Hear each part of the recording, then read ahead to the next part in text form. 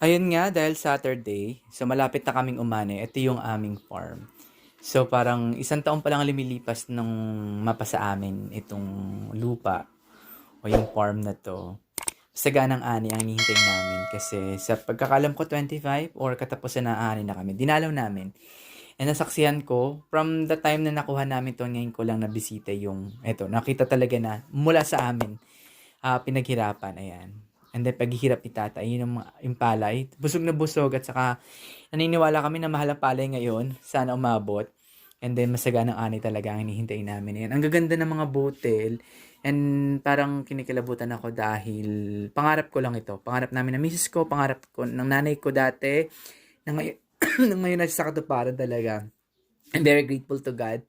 Kasama ko si Cyron, si Renzi, si Kukay, si Clyde, and then si Kenzie. Ayan, nandito kami sa Pertel, sa bukid talaga.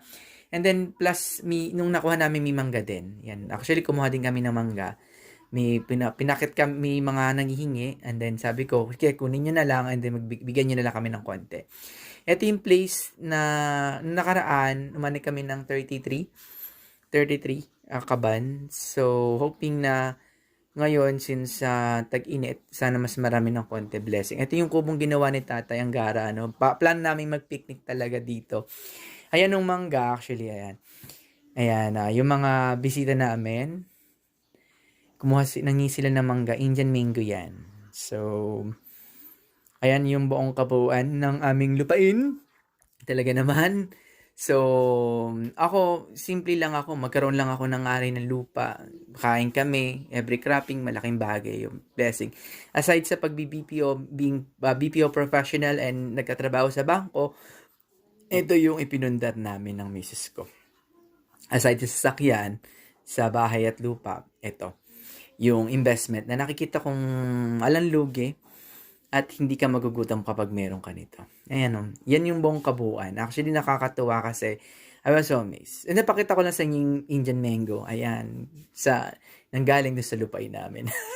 Makaka-proud to say, no, na amin na talaga. Nasabihin. Very flatter and then nakakatuwa talaga. Ayan, lakad-lakad pa rin kami. Uy, punta kami dito, dun sa iba pang way ng Pertel. Yan, lupain pa. Kasama, as per Clyde, kasama pa rin ito. And then, pumunta kami sa Blawa, sa baba. Ayan.